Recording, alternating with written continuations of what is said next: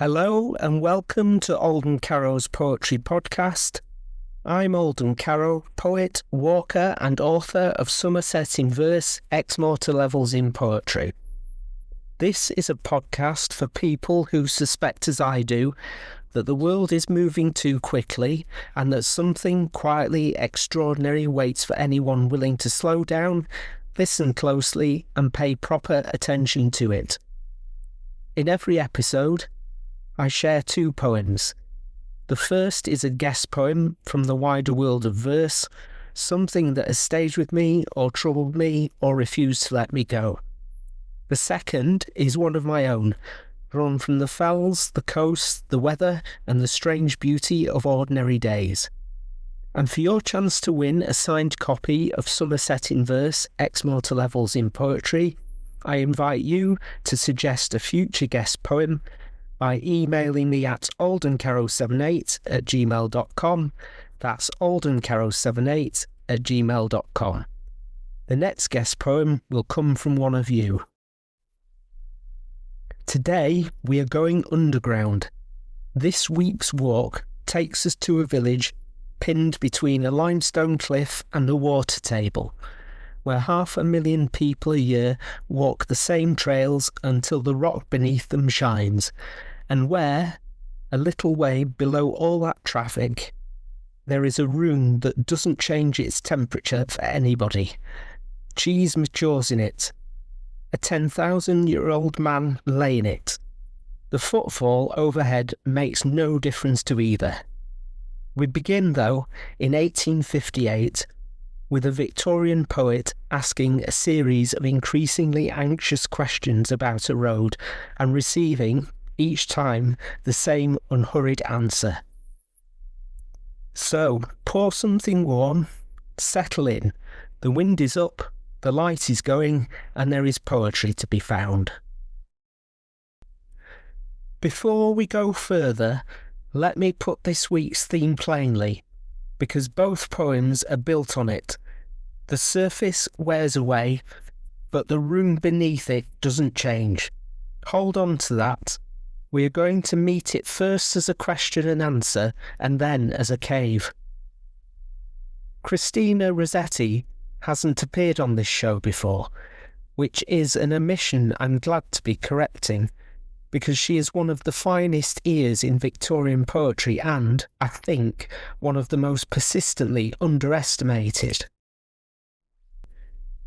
She was born in London in December 1830 into a household that was essentially a small workshop of art and language. Her father was an exiled Italian poet and Dante scholar. Her brother, Dante Gabriele Rossetti, would go on to become one of the founding members of the Pre-Raphaelite Brotherhood, and Christina moved in that circle from the beginning. She sat as a model for some of its paintings and published 7 of her early poems in the Brotherhood's short-lived journal, The Germ, under the pen name Ellen Eleni. She was just 19. She was also a devout Anglo-Catholic, and that matters for the poem we are about to hear. Faith was not a decorative element in her writing, it was the structure underneath it. She turned down at least 2 proposals of marriage on religious grounds. She spent years doing volunteer work at a refuge for former prostitutes in Highgate. She wrote a great deal of devotional verse alongside the poems most people know, and she wrote again and again about endurance, about what it costs to keep going and what, if anything, waits at the end of it. It's worth saying, too, that she knew something about long roads. Rossetti was ill for much of her adult life, a thyroid condition in her 40s that altered her appearance and exhausted her, and then the cancer that killed her in 1894. She spent her last years largely housebound in London, still writing. When people call this poem stoical, I don't think they always register that the stoicism was earned rather than imagined. She wasn't writing about endurance from the outside. Uphill was composed on the 29th of June 1858, when she was 27. It sat for nearly 3 years before Macmillan's magazine published it in February 1861, and it later appeared in her first major collection, Goblin Market and Other Poems, in 1862, the book that made her reputation. There is one thing you need to know about how the poem is built, and once you hear it, you can't unhear it. It's a dialogue.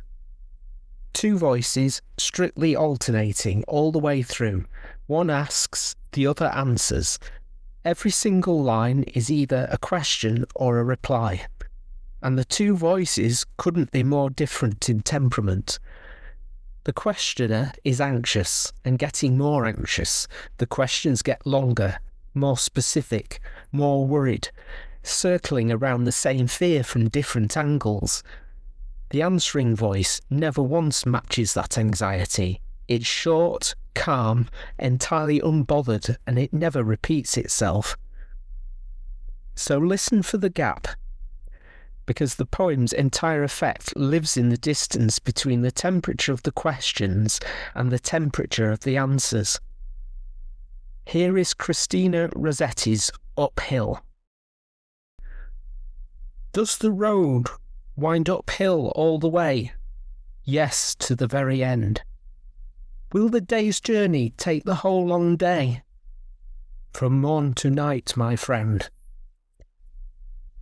But is there for the night a resting place? A roof for when the slow dark hours begin? May not the darkness hide it from my face? You cannot miss that inn. Shall I meet other wayfarers at night? Those who have gone before. Then must I knock or call when just in sight? They will not keep you standing at that door. Shall I find comfort, travel sore and weak? Of labour you shall find the sum. Will there be beds for me and all who seek? Yea, beds for all who come. So, there it is, 16 lines, 8 questions, 8 answers, and not a wasted syllable anywhere in it. The first thing worth saying is that this is an allegory, and Rossetti isn't being coy about it.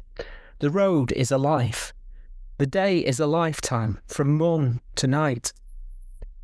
The inn at the end of it is death or heaven, or both, depending on how you read her, and she has deliberately left that ambiguous.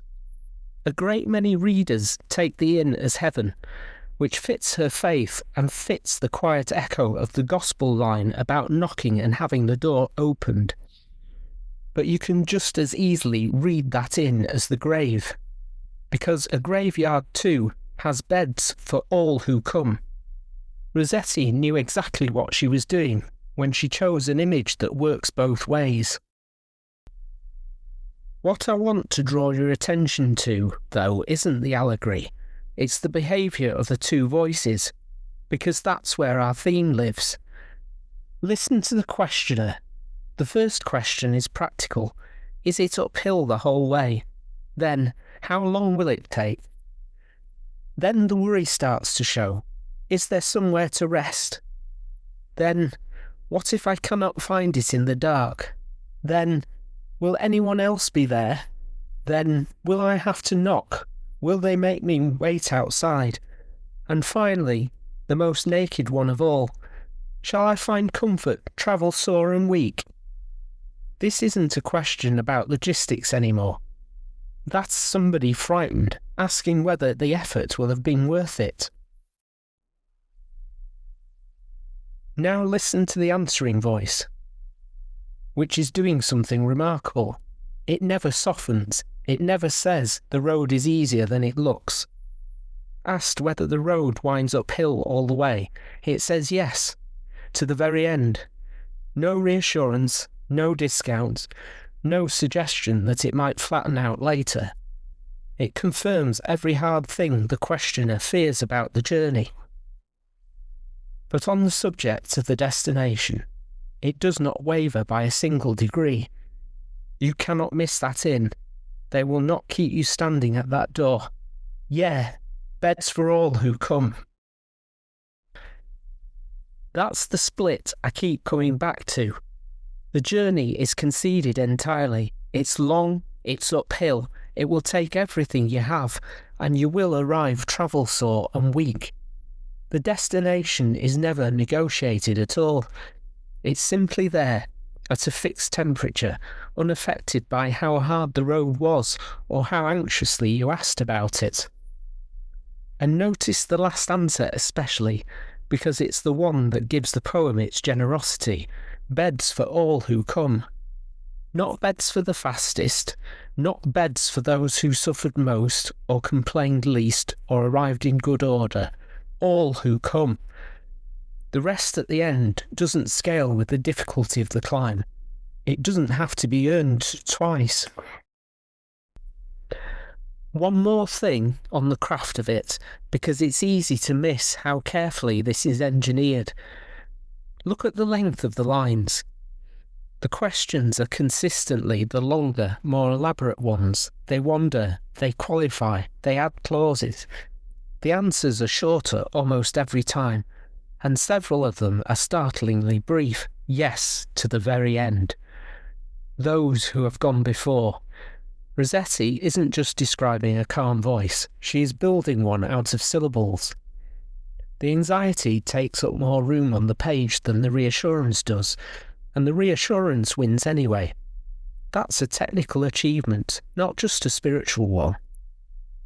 That's a poem about a road that wears you down, and a room that doesn't change, which is, as it happens, an almost exact description of the place I want to take you next.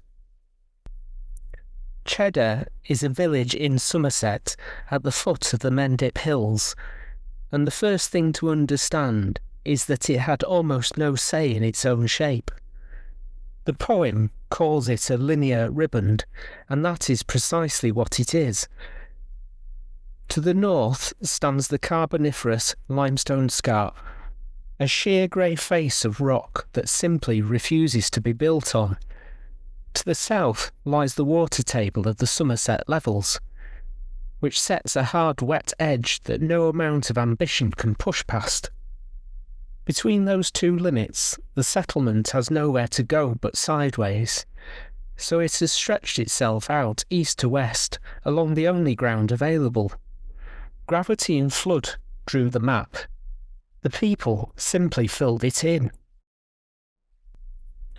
The gorge above the village is the finest limestone gorge in Britain, nearly 3 miles long and up to 137 metres deep. There is a persistent local belief that it was formed by a collapsed cavern, and it's worth correcting because the truth is stranger. The gorge was carved from the surface by meltwater during the periglacial periods of the last 1.2 million years. In those long freezing episodes, permafrost plugged the caves below with ice and frozen mud, so summer snowmelt had nowhere to drain. It was forced to run across the surface instead, and it cut this gorge on its own way down. Every Arctic episode deepened it further. The gorge exists because the underground was temporarily closed. The River Yeo still comes out of that underground system. Gough's Cave holds the Cheddar Yeo, which is the largest underground river system in Britain, and the poem's line about it is accurate. The cave itself runs 3.5 metres long and 115 metres deep, and its formation began over 500,000 years ago, when acidic rainwater started dissolving fissures in the limestone. The cave carries a man's name, and he is worth a sentence. Richard Cox Gough was a retired sea captain living in the village, and between 1892 and 1898 he dug his way into the system, opening chamber after chamber to the public as he went. He died in 1902, a year before the discovery that would make his cave famous. The find that everyone now associates with his name happened without him. Above ground, the The wear is relentless and entirely visible. The show caves alone draw around 500,000 visitors a year. That's what the poem means by a heavy economy of footfall pressing on ancient rock. The lower trails polished to a slip, not by weather, but by shoes. And on the other side of the ledger, north of the gorge, Bat's Combe quarry has been working since the early 20th century. The limestone there is around 99% pure calcium carbonate, some of the purest in Britain, and at its documented peak, the site was moving something in the order of 4,000 tonnes a day. Shattered, graded, hauled away, exactly as the poem has it. And then there's what sits beneath all that. Gough's Cave holds its temperature. It doesn't fluctuate with the season, the weather, or the number of people walking through it. That stability is why cheddar cheese has been matured down there for well over a century. Real wheels of it on wooden shelves in the dark for up to 12 months at a time. And it's why in 1903, during work to improve the cave's drainage of all things, labourers digging near the entrance uncovered a near-complete human skeleton. He is known as Cheddar Man. He is Mesolithic, roughly 10,000 years old, and he remains the oldest near-complete human skeleton ever found in Britain. He was in his 20s when he died. DNA work in 2018 established that he had dark skin and pale blue eyes, which overturned a great deal of what people had assumed about the earliest Britons. The original skeleton now rests in the Natural History Museum in London, with a replica in the gorge. But for something like 10,000 years before anybody came looking, he lay in that fixed, unchanging cold, in the same room, at the same temperature as the cheese. That's the image the poem is built around, and I have never quite got over it. The bone and the cheese sharing a thermal stillness. Above them, 500,000 pairs of feet a year. Above that, the quarry taking the cliff back 4,000 tonnes at a time, and none of it reaching down. So here is my poem, Cheddar. The settlement is caught between two hard limits. To the north, the Carboniferous limestone scarp rises in a sheer face of grey rock. To the south, the water table of the moors dictates the edge.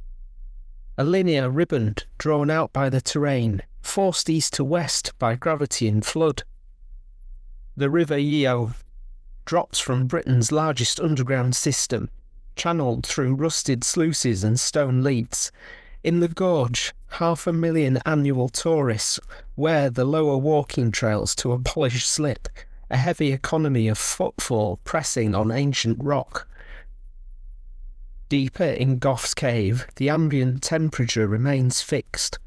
Wheels of cheese sit on wooden shelves, maturing in the dark for 12 months. They share this thermal stillness with 10,000 years of bone, Britain's oldest near-complete skeleton housed in the hollow geology. Above the show caves, the blast of Bat's Combe quarry shears the cliff face back. Deep time and daily extraction held in a single scarp, the rock is shattered, graded and hauled away. I want to take that cave and use it as a way of thinking about revision, because I think it describes something most advice about redrafting gets slightly wrong. The usual instruction is to be ruthless, kill your darlings, cut anything that isn't working. And there is a real sense in that. Most first drafts are too long, too pleased with themselves, and carry at least one line the writer loves for reasons that have nothing to do with the poem. But taken as a blanket rule, ruthlessness has a failure mode, and I've watched it happen to my own work more than once. You revise a poem so thoroughly and so many times that you eventually plane away the thing you started it for.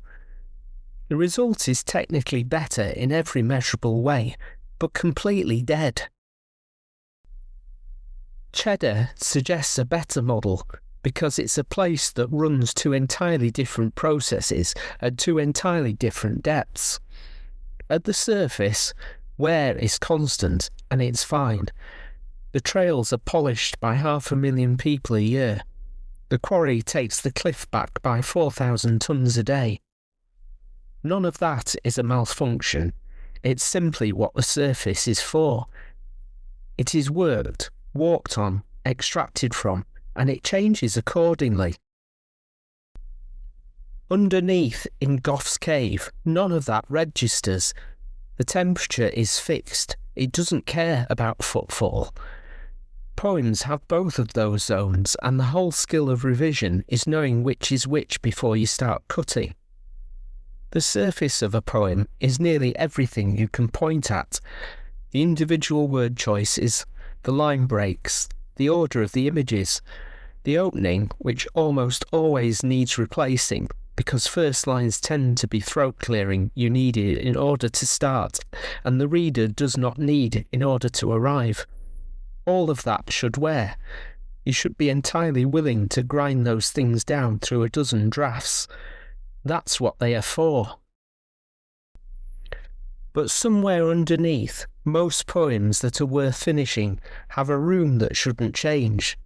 Not the theme, exactly. Themes are surface, and they can be restated. I mean the specific thing that made you stop walking and get the notebook out. In this week's poem, it's the bone and the cheese in the same cold. That's the whole reason this poem exists. Every other line in it has been moved, rewritten or cut at some point. That one image hasn't shifted since the first draft. And if I ever revise it away in pursuit of a tighter poem, I would have produced something that with no reason to exist. So how do you tell them apart? 3 questions I use, and you are welcome to them. First, if you cut this, is there still a reason for the poem to be here? Cut a middle stanza and the poem is thinner, but still standing. Cut the unchanging room and the whole structure becomes a competent description of nothing in particular. Test the load by removing it and seeing what falls. Second, was it there in the very first draft? Not always reliable, but a good indicator. The thing you are actually writing about tends to arrive early, often before you know what to do with it. The material that arrives in draft 4 is usually scaffolding you built to reach it. Third, and most useful, can you say it in another way without losing it? Surface material survives translation. You can rephrase a line, invert a clause, swap an adjective, and the poem holds. The Unchanging Room doesn't survive paraphrase. If you find yourself resisting every alternative phrasing of one particular image, not out of vanity, but because every alternative is subtly, definitely wrong, that resistance is information. You have found the fixed temperature. A caution on all 3 though, because I don't want to hand you a rule you can hide behind. The Unchanging Room isn't the same thing as the line you are proudest of. Those are very often different lines, and the difference matters. Pride attaches itself to cleverness, the neat turn, the phrase that sounds like a poet wrote it. The fixed point is usually plainer than that, and frequently a bit awkward, because it arrived before you had time to make it elegant. If the thing you are protecting is also the thing you most want to read aloud to somebody, be suspicious. And here is the part I would ask you to take away, because it's the bit that took me longest to learn. Protecting that room doesn't mean protecting the poem. Quite the opposite. Once you know exactly which thing must not move, you become far braver about everything else. You can rip out whole stanzas without panic, because you know where the load is carried. Ruthlessness and reverence are not opposites. Reverence, for one thing, is precisely what makes ruthlessness about everything else safe. And so now we come to the end of another walk together. We have stood on a Victorian road that goes uphill to the very end, with a questioner growing more anxious by the stanza and an answering voice that never once changes its temperature. A poem that concedes the whole difficulty of the journey and refuses, absolutely, to negotiate the rest at the end of it. And we have stood in a Somerset village, pinned between a cliff and a water table, where the trails are polished by 500,000 pairs of feet, and the quarry takes the scarp back by the tonne, while a few metres below all of it, cheese and a 10,000-year-old man share a room that hasn't altered its temperature for anyone. The surface wears away, the room beneath it does not change. A short reminder before I let you go. Somerset in Verse, Exmoor to Levels in Poetry arrives in paperback on Amazon on the 3rd of September. There are no pre-orders, you will simply be able to find it on the day. Cheddar, the poem you have just heard, sits in that collection. So does a village that becomes an island every winter, a timber monument nobody can see, and a stretch of coast where engineers deliberately cut an embankment and let the sea back in. It's a book about pressure, what the ground has been holding and for how long. 3 weeks from now, the 3rd of September, that's all you need to remember. And now to our competition.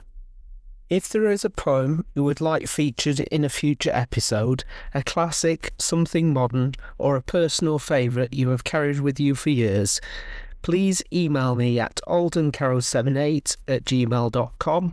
That's aldencarrow78@gmail.com. Every suggestion is entered into the draw for a signed copy of Somerset in Verse, Exmoor to Levels in Poetry, which I will send to you by hand.